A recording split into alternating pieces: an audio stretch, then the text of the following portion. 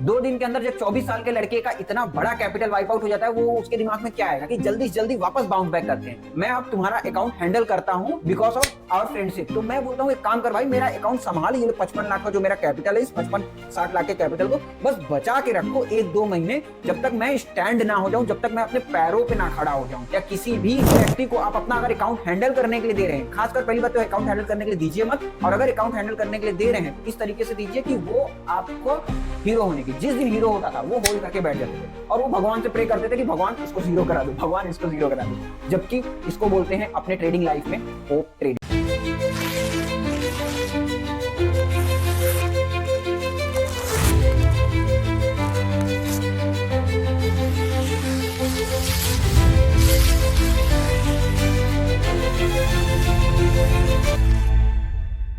2024 इतना ज्यादा interesting year था मेरे लिए कि इतने ज्यादा ऊपर नीचे उतार चढ़ाव इतने सारे आए, फिर भी मैं कभी भी गिव अप नहीं किया। सबसे अच्छा एटीट्यूड मुझे अपना यही लगा कि मैंने कभी भी किसी भी पॉइंट पे गिव अप नहीं किया। 2024 में एक ऐसा भी दिन था जिसमें मेरे एक दिन के 17 लाख के लॉसेस होते हैं, एक ऐसा भी दिन आता है जिसमें एक दिन में 12 लाख का प्रॉफिट होता है, बट मैंने कभी भी अपना साथ नहीं छोड़ा, कभी भी अपने आप से गिव अप नहीं किया। एक एक दिन में ओवरऑल मेरा 17 लाख के लॉसेस हुए। ओवरऑल मेरा 4 दिन के अंदर अंदर ऐसा होता है कि पूरा 50% कैपिटल वाइप आउट हो जाता है। 25 लाख रुपए टोटल अकाउंट से साफ। एक जैसा वेन्यू बाहर खड़ा हुआ है ऐसा वेन्यू 4 दिन के अंदर अंदर साफ, 2 वेन्यू साफ हो गया है। बट फिर भी मैंने हार नहीं माना, मैंने जिंदगी से हार नहीं माना, लड़ते रहा। उसके बाद में उस वेन्यू का 4 वेन्यू और लेकर के आया मार्केट से। मार्केट ने लेके गया था, मेरे मन में यही था कि शेयर मार्केट अगर मेरे जेब से लेकर के गया है तो शेयर मार्केट ही ले आकर के मेरे जेब में पैसा डालेगा, और वो शेयर मार्केट से मैंने पैसा वापस खींच करके लाया, क्योंकि जो मार्केट मेरा लेके जा सकता है वही मार्केट मेरा ले करके भी आ सकता है। यही एटीट्यूड था मेरे अंदर, और वही चीजें होता है मार्केट में अगर आप कोई चीजें सीख करके समझ करके आगे बढ़ते हैं। इस साल काफी सारी चीजें सीखने को मिली with related to market, with related to अपने फ्रेंडशिप कैसे करते हैं, सारी चीजों को लेकर के। एक ऐसा भी टाइम आता है कि मैं एक ऐसे दोस्त को अपना अकाउंट देता हूं हैंडल करने के लिए जो कि ऑप्शन पेनी ऑप्शंस बेचता है, बट अपने को क्या लगता है कि ये भगवान है, क्योंकि ये पूरे दिसंबर महीने में पूरा एक भी रेड डेज नहीं किया, पूरा ग्रीन डेज है। ये चीजें देख करके अपने को लगता है कि भाई ये पूरा भगवान है मार्केट का। मैं अपना अकाउंट देता हूं इसको अपने ड्रॉडाउन फेस में कि भाई मुझे बचा ले, मेरे इस नैये से बाहर निकाल दे मुझे किसी भी तरीके से, क्योंकि मेरा सेटअप जो था, मैंने सेटअप से छेड़खानी किया। पूरे जैन में मेरा 14 लाख का लॉस, उसमें से एक दिन का सिर्फ लॉस रहता है करीब 17 लाख का लॉस। स्टार्टिंग के फर्स्ट सेकेंड जैन के अंदर अंदर मेरा ओवरऑल हो चुका रहता है 22 लाख रुपए साफ। 2 दिन के अंदर जब 24 साल के लड़के का इतना बड़ा कैपिटल वाइप आउट हो जाता है, वो उसके दिमाग में क्या आएगा कि जल्दी से जल्दी वापस बाउंस बैक करते हैं। अगला एक हफ्ता वो बाउंस बैक ना करने के लिए वो पहले सोचता है, दिमाग ठहराव करता है, बट फिर भी अगला 2 दिन क्या होता है, फिर से होता है लॉस। उसके बाद में ये सारे लॉसेस के बाद में ओवरऑल उसका 50% कैपिटल वाइप आउट हो चुका है। अब अगर आपका 50% कैपिटल वाइप आउट हो चुका है, उसके बाद आप क्या करोगे? आप मार्केट से बाहर, आप मार्केट से बोलोगे कि मार्केट में मुझे एंट्री ही नहीं लेनी है। बट मुझे क्या था कि भाई अगर मार्केट ने साफ किया है, मार्केट ही वापस ला करके दे देगा, बट ये चीजें धीरे धीरे होकर के आएंगी। अगर मैं जितना तेजी से बाउंस बैक करने जाऊंगा उतना तेजी से मार्केट मेरा पैसा और लेकर के जाएगा। तो अब मैं ना कि मुझे अब ज्यादा प्रॉफिट चाहिए, मैं अब कंसिस्टेंसी के ऊपर ध्यान देता हूं। बट कंसिस्टेंसी के ऊपर ध्यान देता हूं, फिर भी एक साइड रोल ऐसा होता है कि मार्केट में बार बार आता है कि भाई आपने 25 लाख के लॉसेस कर चुके हो, उस 25 लाख के लॉसेस को कैसे बाउंस बैक करना है। क्योंकि क्या होता है कि अगर एक मिडिल क्लास के जरिए बात किया जाए तो मिडिल क्लास क्या सोचता है कि भाई मेरे को जल्दी से जल्दी वो पैसे बाउंस बैक करना है, और इस जल्दी से जल्दी बाउंस बैक करने के चक्कर में और वो दलदल में फंसते जाता है। और ये शेयर मार्केट ट्रेडिंग एक तरीके का उसके लिए दलदल होते जाता है, उस दलदल के अंदर धंसते जाता है। अब इस दलदल से बाहर निकलने के लिए उसको क्या करना पड़ेगा, सोचने समझने के लिए थोड़ा टाइम चाहिए रहेगा। टाइम के लिए क्या करना रहेगा, उसको थोड़े दिन के लिए ट्रेडिंग से ब्रेक करना पड़ेगा। अब इसलिए मैं एक डिसीजन लेता हूं, एक डिसीजन पे आता हूं कि एक मेरे एक अच्छा फ्रेंड है, एक अच्छा ट्रेडर फ्रेंड है जो कि अच्छे खासे प्रॉफिट में रहता है। उसने मुझे अपना अकाउंट दिखाता है, बोलता है कि भाई मैं बहुत अच्छे प्रॉफिट में हूं, ये देखो मेरा अकाउंट, और ये मैं अब तुम्हारा अकाउंट हैंडल करता हूं बिकॉज ऑफ आवर फ्रेंडशिप। तो मैं बोलता हूं एक काम कर भाई, मेरा अकाउंट संभाल, ये 55 लाख का जो मेरा कैपिटल है, इस 55-60 लाख के कैपिटल को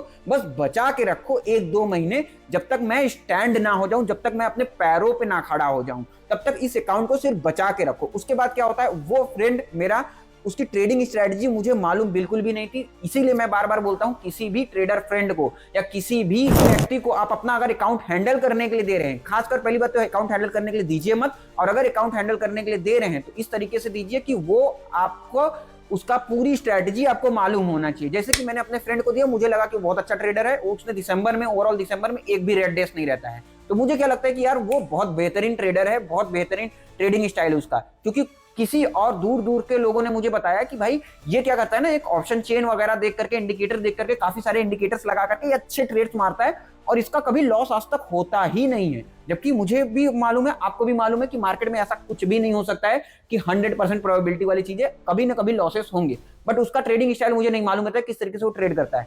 अब क्या होता है कि वो क्या करता है कि पेनी ऑप्शन बेचता है, फर्स्ट डे पे वो पेनी ऑप्शन बेचता है और 30,000 रुपए का प्रॉफिट निकालता है, 28,000 समथिंग, 28,210 का समथिंग प्रॉफिट निकालता है। मुझे क्या होता है कि यार अब ये मुझे आकर क्या बोलता है, देखो ऐसे होता है ट्रेडिंग, ट्रेडिंग अगर करना है तो ऐसे करना पड़ेगा। अगला ही दिन क्या होता है, 1 लाख का loss.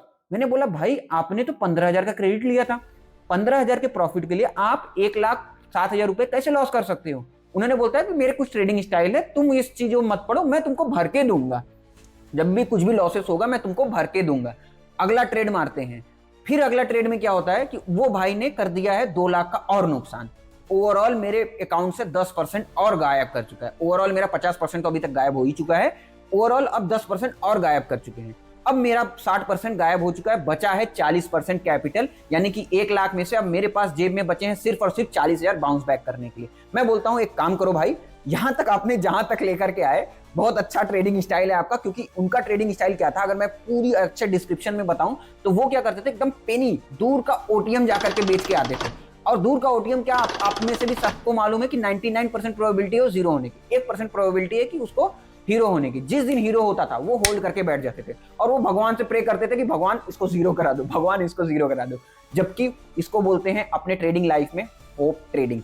Hope trading is a curse for any trader. और होप ट्रेडिंग अगर जो करता है, हो सकता है आज प्रॉफिटेबल रहे, कल प्रॉफिटेबल रहे, but at the end of the year या at the end of the 5 year 10 year के बाद में वो अच्छे खासे लॉस में रहेगा। ऐसा लॉस भी हो सकता है कि उसको घर द्वार सब कुछ बेच करके, सब गिरवी पे डाल करके बेचना पड़े। क्यों? क्योंकि वो लेवरेज पे है, पहली बात, प्रॉप डेस्क में अगर ट्रेड कर रहा है तो। दूसरी बात, वो ऑलरेडी काफी ज्यादा रिस्क ऑप्शन सेलिंग कर रहा है, तो उसका रिस्क मैनेजमेंट अगर सही नहीं है, वो आज नहीं कल बड़े लॉसेस करने वाला है। तो इस वजह से मैं उनसे अकाउंट लेता हूं और उसके बाद मैं अपने तरीके से फिर से खुद से ट्रेड करना चालू करता हूं। फिर उसके बाद में मैं जैन में ओवरऑल जो मेरा 14 लाख का लॉस रहता है, वो ओवरऑल मैंने फेब में पूरा 12 लाख का प्रॉफिट में बदली करता हूं। ओवरऑल मेरा जैन और फेब मिला के कॉस्ट टू कॉस्ट आता है। अब मुझे आता है कॉन्फिडेंस, क्योंकि भाई अब क्या हो चुका है कि मेरा प्रॉफिट ओवरऑल जो मैंने लॉसेस किए थे 25 लाख का, वो प्लस मैंने ओवरऑल जो मैंने लॉस किए थे, सारे लॉसेस को कवर करके मैं 25 लाख के लॉस को साथ में मैं कुछ प्रॉफिट और कर लेता हूं फेब के अंदर अंदर। अब क्या होता है, आता है मार्च महीना। मार्च महीना इतनी इंटरेस्टिंग महीना होता है कि 14 लाख का मैंने प्रॉफिट करता हूं, उसमें से सिर्फ और सिर्फ 2 लॉसेस होते हैं। मतलब 20 ट्रेडिंग डेज में, 22 ट्रेडिंग डेज में सिर्फ 2 लॉसेस होते हैं, 20 प्रॉफिटेबल डेज। उसके बाद आता है अप्रैल। अप्रैल में क्या होता है कि काफी सारे, अब ऊपर नीचे तो नहीं होते हैं, बट एक ही दिन ऐसा आता है जिस दिन मुझे मिलता है 12 लाख का dent on account of 60-70 lakh के कैपिटल पे।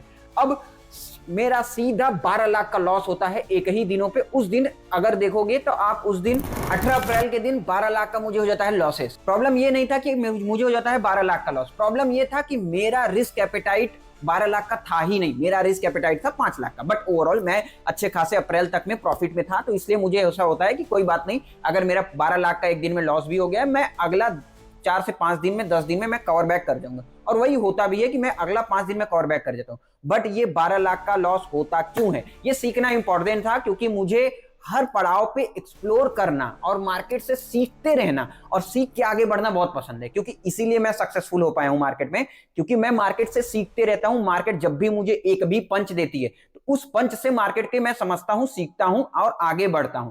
अब 12 लाख का लॉस इसलिए नहीं होता क्योंकि मेरा रिस्क एपेटाइट बेकार था, मेरा रिस्क मैनेजमेंट गंदा था। मेरा रिस्क मैनेजमेंट तो मुझे 4 लाख के लॉस पे ही बाहर निकाल देता। बट क्या हुआ उस दिन, एक सडनली 3 सेकंड के अंदर अंदर निफ्टी में, जो कि कभी सोचा भी नहीं जाता है, 10 सालों में ऐसा एक दिन आता है और उस एक दिन में मैं जाता हूं फर्स्ट। और उस दिन मेरा वार रहता है, यानी वैल्यू एट रिस्क रहता है 70 लाख के कैपिटल पे 18 लाख का। 18 लाख का ओवरऑल मैंने देखा था उस दिन, करीब करीब 16 लाख का लॉस। बट मैं अपने कंप्यूटर पे मार रहा हूँ हाथ, मार रहा हूँ कीबोर्ड पे हाथ मार रहा हूँ, बट मेरा वो लॉस निकलता है 12 लाख के लॉस में। ओवरऑल उस दिन मैं देखता हूँ 16 लाख का समथिंग का लॉस, बट निकालते निकालते वो 12 लाख के लॉस पे निकलता है। अब मैं हो जाता हूँ फ्रस्ट्रेट उस दिन, बट इतना भी फ्रस्ट्रेट नहीं होता हूँ, क्योंकि मुझे मालूम था अगले 4 से 5 दिनों में मैं ये लॉस को ओवरऑल प्रॉफिट के रूप में निकाल के ले जाऊंगा, क्योंकि मैंने ऐसे काफी सारे हिकअप्स अपने वजह से या मार्केट की वजह से देखा है। अब ये जो 12 लाख का लॉस था, ये मेरी वजह से नहीं, ये मार्केट की वजह से था। अब इससे मैं सीखता हूं और इसको मैं ये बोलता हूं कि मैं अपना पोजीशन साइज इतना ही रखूंगा जब तक मैं कवर बैक नहीं कर जाता। जिस टाइम पे भी मैं कवर बैक कर जाऊंगा, यानी मैं 21 मई के दिन आप देखोगे तो मेरा पूरा P&L अच्छा खासा ग्रीन हो गया था। तो 21 मई के दिन मैं क्या करता हूं कि ओवरऑल मैं अपना साइज नीचे कर देता हूं, साइज डाउन कर देता हूं।